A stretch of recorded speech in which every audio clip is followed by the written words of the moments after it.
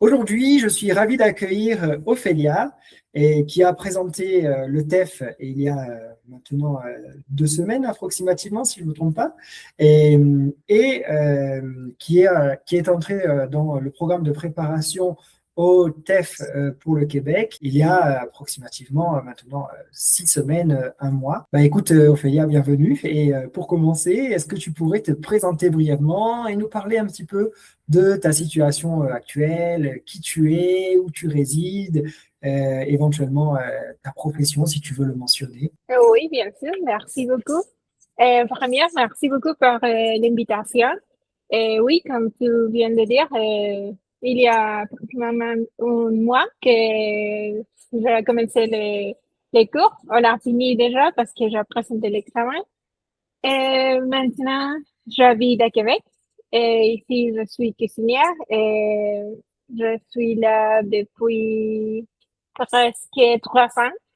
Et oui, petit à petit, j'ai appris le français, mais pour la préparation, pour passer l'examen, et tu m'as aidé beaucoup parce que oui, je peux pratiquer ici avec des personnes qui j'habite ou avec qui je travaille, mais je pense que ce n'est pas la même chose parce que normalement, quand tu parles avec quelqu'un, la personne va te dire, ah oui, on va te répondre, mais toi m'as dit, non, ok, est-ce que tu as dit ça, mais tu dois corriger la prononciation, les mots, donc je suis très, très heureuse d'avoir trouvé sur Instagram, je crois. Et après, nous sommes là. Merci.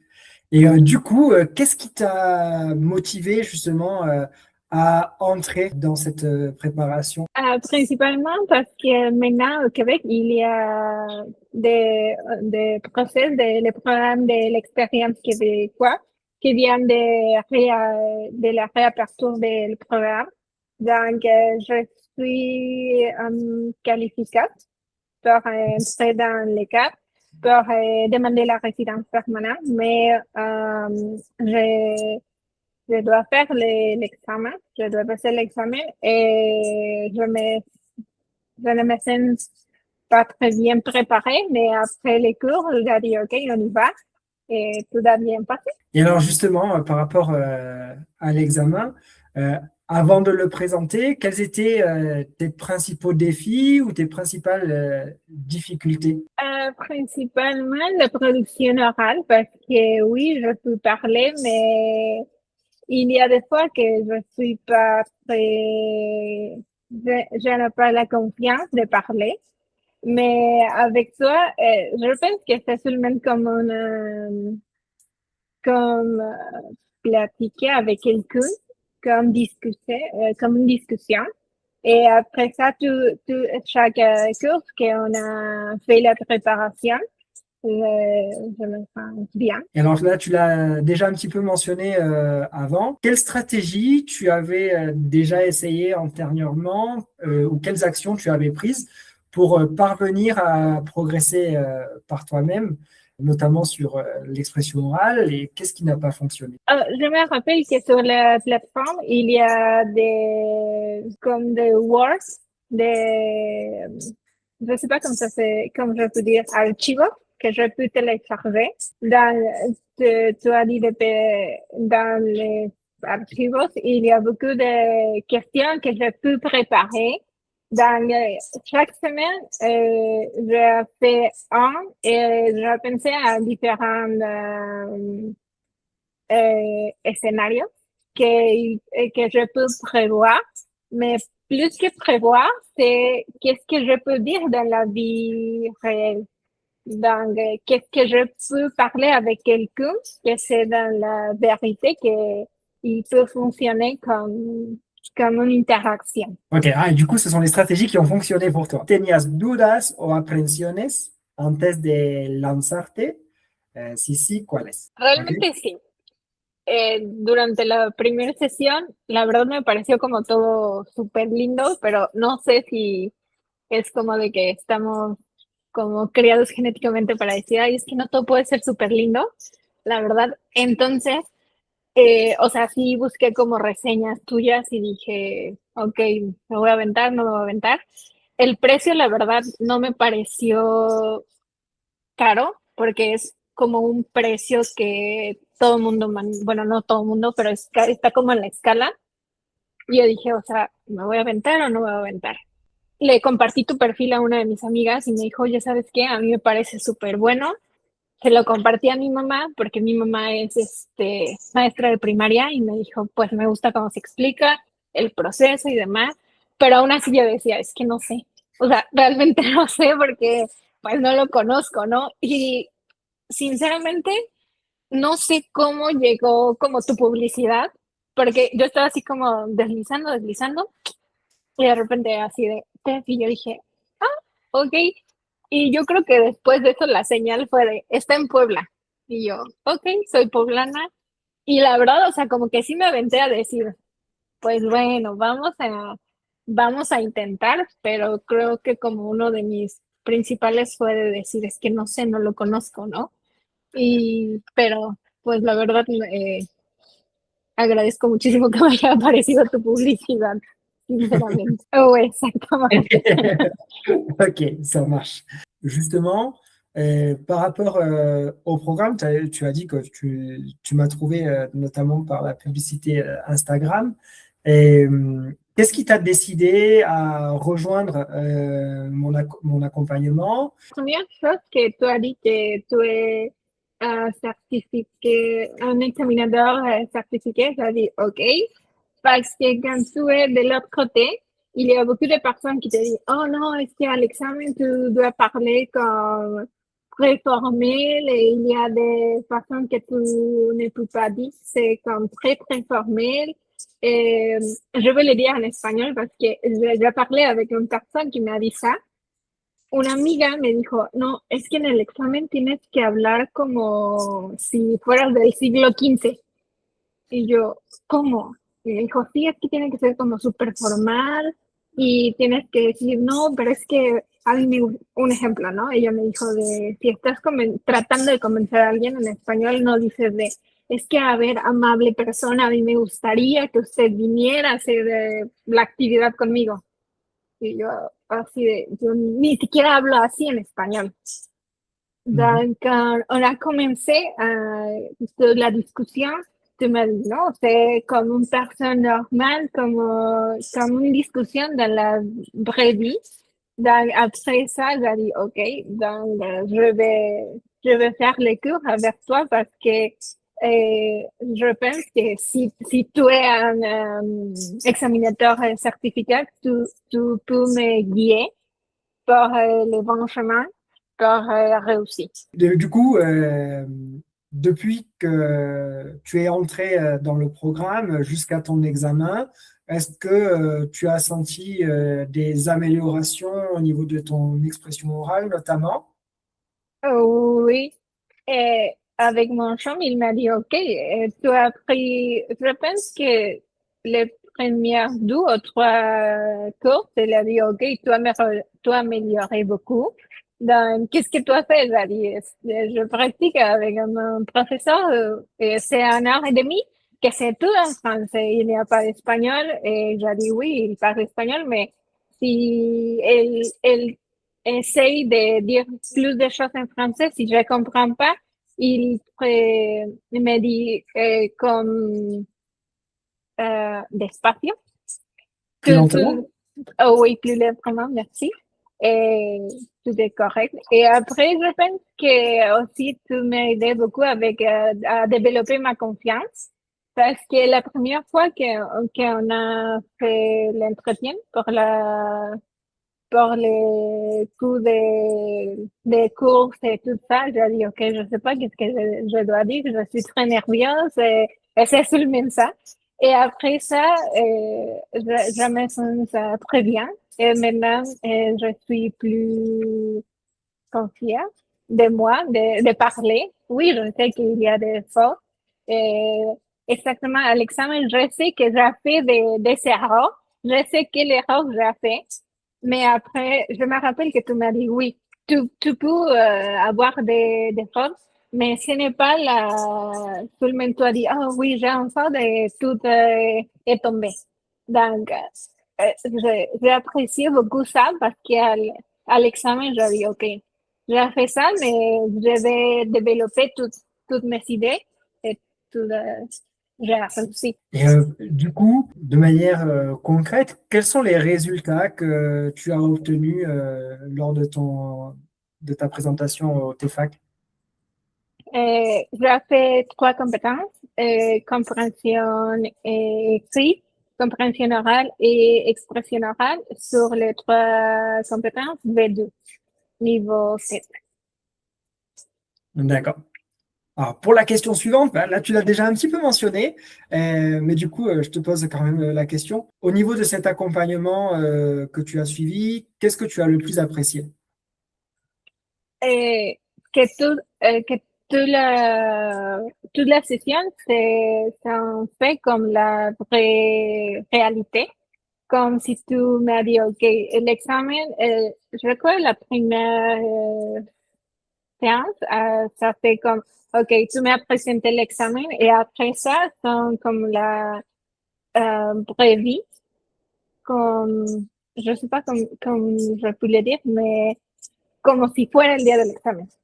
Mhm. Donc, j'ai apprécié beaucoup ça parce que je vais être honnête avec toi. J'ai appris un cours après de commencer avec toi. Et dans les premiers cours, j'ai dit, OK, je ne sais pas qu'est-ce que je vais faire pour l'examen parce que j'ai compris rien. J'ai dépensé une semaine pour cette cours et j'ai dit, OK, je ne sais pas exactement qu'est-ce que je dois faire. Mais après, avec toi, tout ça, je pense qu'à monté mon niveau. Et aussi sur la plateforme, il y a beaucoup de vidéos dans tu expliques, OK, si sur la compréhension écrite, je me rappelle que tu dis, OK, tu ne dois pas lire tout. Tout le monde, tu dois comme trouver quelques mots. Dans tous les conseils que tu donnes sont très, très bons. Merci. Alors, je vais te poser une des questions qui pose le plus problème à tout le monde. C'est si tu devais utiliser trois mots pour décrire l'expérience de l'intérieur, quels seraient ces trois mots? Attention, hein, trois mots. Je ne sais pas si c'est en français, mais efficace, D'accord? euh, réel, réel, Mhm. euh,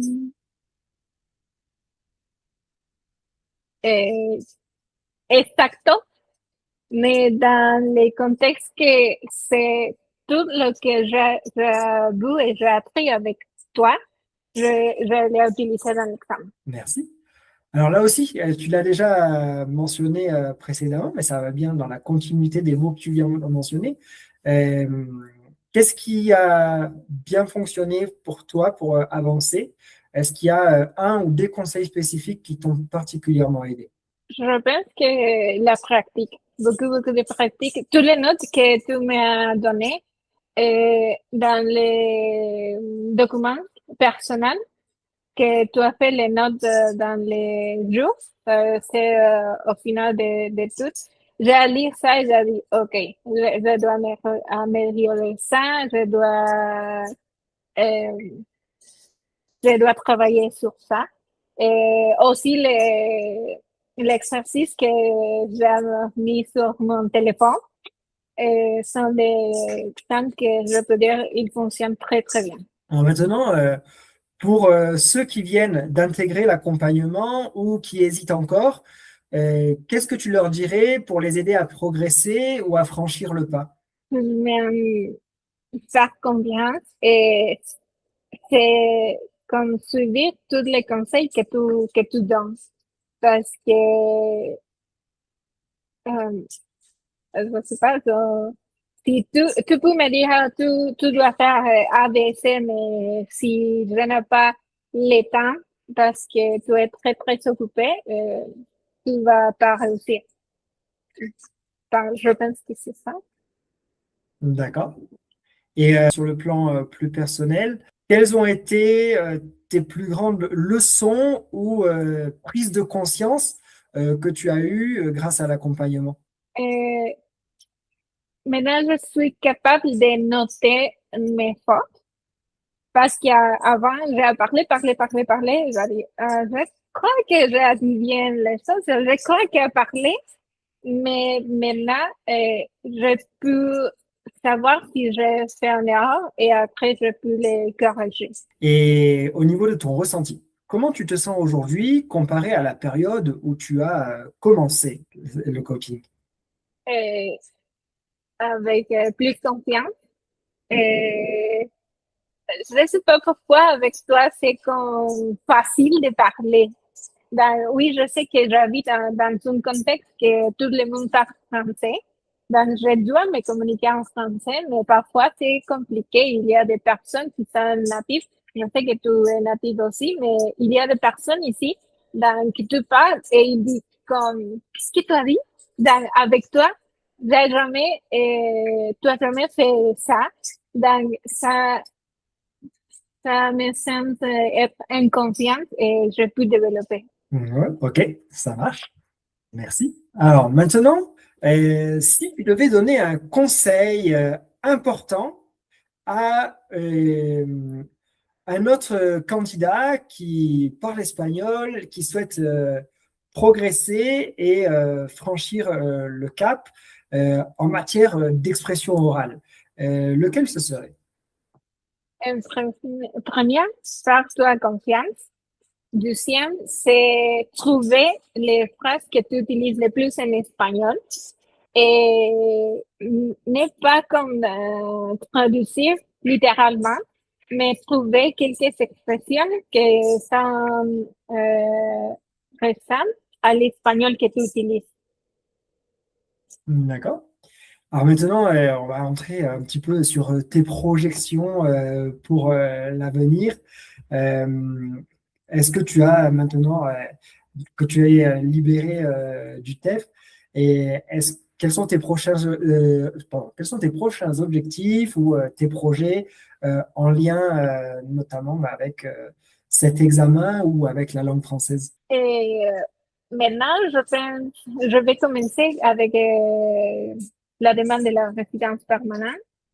Et après, je dois améliorer le français parce que je pense que j'espère obtenir la résidence permanente. Et après, je dois faire encore les tests. Mais dans ces tests, je dois faire la part écrite. J'espère améliorer beaucoup parce que par la nationalité, je pense que c'est C1 que tu dois obtenir dans les quatre compétences. Donc, c'est seulement améliorer et c'est tout. D'accord. En conclusion, bah, tout d'abord, merci beaucoup pour ce partage vraiment motivant et inspirant.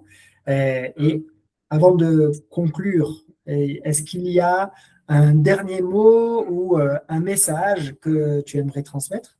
Et oui, que je suis tellement très merci avec toi parce que tu as aidé à développer toute la confiance que maintenant j'ai.